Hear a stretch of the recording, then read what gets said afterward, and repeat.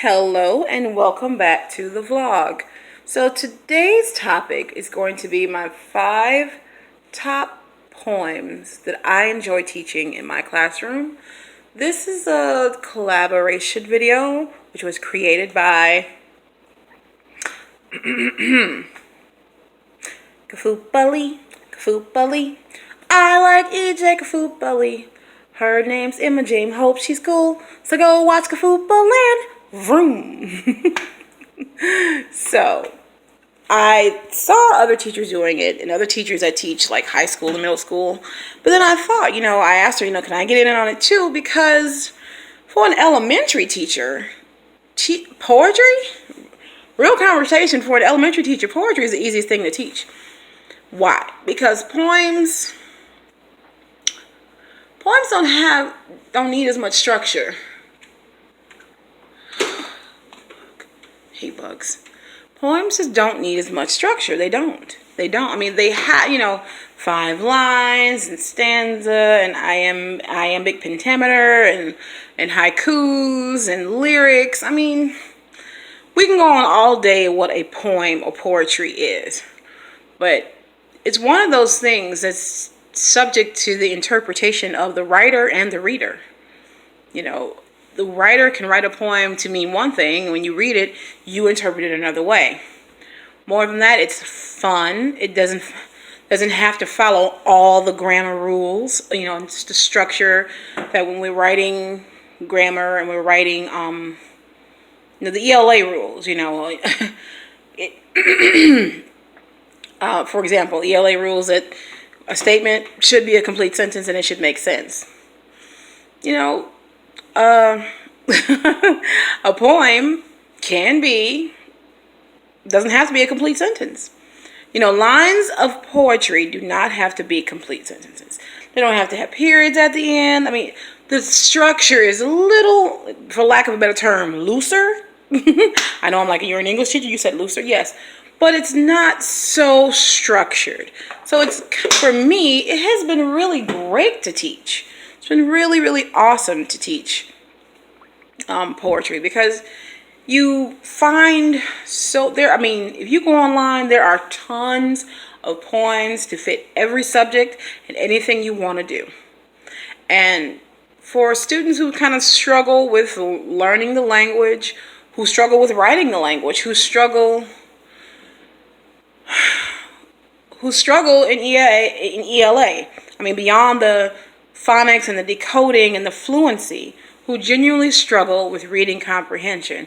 They're short, they're quick, they're easy. You can create them with your team and your partners, and it's just overall a really fun thing to do in class. So I honestly would suggest everyone get into poetry and poems in your classroom. It is so much fun because poetry is connected to lyric writing is connected to songs, and in my class everybody think there's a rapper, so I mean, no tea, no shade, but half the kids believe they're rappers, so it's like, if you can connect them to the poetry, to the lyrics, to poetry and rap are, rap, old school real rap music that had a message is urban poetry, okay? Okay, do not get me wrong, this cussing, let's just have sex music, I don't know what that mess is. That's garbage. But so anyway, excuse me. So this is about top 5s, correct? So of course you can see my skin, right? You can see me. So I personally try to get into black artists. When I'm teaching poetry, I pull the black artists. I try to pull the common black. I mean, these are 8 and 9-year-olds. They've never heard of the people. I've heard of them. And I know people will think, well, you do this all the time. Yes, I do, because go out right now and ask any 9-year-old who is County Cullen. They can't tell you. So it's like top 5. So, during Black History Month, it's January, February, and March, because it's like in January it's Dr. King, and then in February it's Black History, and then March is Women's History. So top 5 poems that I love to teach during the first quarter of the year, which is usually about civil rights. Of course, Maya Angelou, Still I Rise. The very end of that. It's like, this is why I don't always like when other people who are not black claim this poem. Because the very end of that poem says, bringing the gifts that my ancestors gave, I am the dream of, and the hope of the slave. I understand that you could like something, but if you say that if you're not black and you say that you connected that poem, how are you connecting? Yeah. I mean, it's like, she puts it in perspective for black people. You can enjoy her work and love her work, and you can even think that, wow, look at what black people had to go through. But if you say, this poem inspires my life and I live by this, you were the dream and the hope of the slave, you aren't black. So I don't know. Sometimes when people say they like something, I'm like, why do you like this? So yes, Maya Angelou, absolutely. Also Maya Angelou, you know what I'm about to say. For my young ladies and for my beautiful women. Phenomenal woman. Now that is a poem that could be for any woman, any girl, any walk of life. I like, does my sexiness offend you? Does it come as a surprise that I walk like I have diamonds at the meeting of my thighs? Because I'm a woman, phenomenal woman. That's me. Absolutely. So if you are a woman, you've been through anything, you are phenomenal. So Maya Angelou's work is for everyone, but you have to be careful which one you want to pick, because I'm just not a fan of Still I Rise is my favorite poem. Why? Why? Anyway, so moving on from Maya Angelou. Next, Nikki Giovanni. Of course, these people have written books and thousands of poems, but they always have that one diamond in the crown that everybody knows. So, Nikki Giovanni, Ego Tripping. It's like, I was born in the Congo. I walked the Fertile Crescent and created the Sphinx. It's so beautiful. It's like, at the end of it is I could fly like a bird in the sky. I used to put like African music to that, like drum music to that, and I make my girls do like an African-centered West African dance. I used to make my students do that when I was a younger teacher with more energy. So I would definitely suggest Ego Tripping. It is awesome. So next, got two more, right?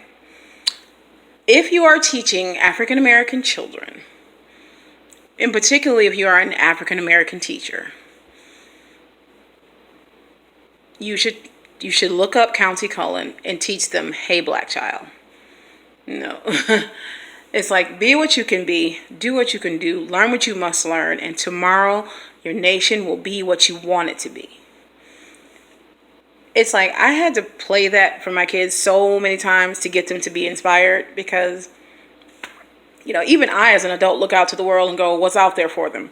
Because honestly, what's out there for me now, So if you want to continue to keep your African American children inspired, particularly if you're a black teacher, hey, black child. Frankly, you make them say it every day.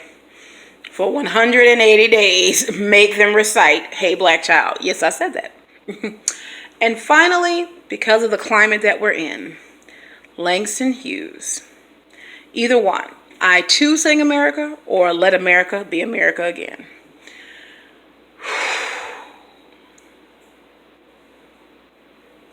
I won't go into my own personal view on that. I love those poems, and now they are so poignant and so to the point of... Okay, I'm about to be real right now. You know the lie you told non-black America? The lie about we can all be what we want to be? You need to give it up and let us all be that. Martin Luther King said in one of his last speeches, before the night before he was killed, his speech in Memphis was a 45-minute speech, but everyone remembers the last 3 minutes. The last 3 minutes is when he says, all we have to say to America is be true to what you said on paper. And that connects to Let America Be America Again. The pursuit of happiness, liberty and justice for all. Let America be America again. So, if you teach African American children, I'm not against you teaching them Shakespeare. I'm not against you teaching them any other thing that can relate to their life or that can expand their horizons.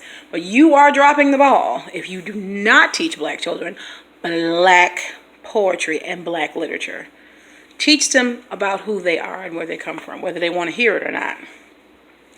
And it has nothing to do with being disrespectful to you if you're not a black teacher. And if you are a black teacher, I'm sorry, you dropping the ball if you ain't doing it. No disrespect. If you are a black teacher and you don't teach black literature, black poetry, and black everything as much as you can in that classroom, you're slipping on your kids. And if you're not a black teacher, get over yourself and do it. We have to learn your culture. Yes, we do. Yes, we do. I know all about Hanukkah, and I don't celebrate that. I know all about St. Patrick's Day and St. Valentine's Day, and I don't celebrate that. I'm even a black Christian, and Christianity really isn't for black people. So it's like, I know all about your culture. Learn more about mine. Learn more about who we are and where we came from. So those are my top 5 poems that I personally, as an educator, teach to my students all year long. And again, anyone, all English teachers, and even social studies teachers, poetry can be the most interesting, entertaining, okay, I'm going to say a bad word here, funner.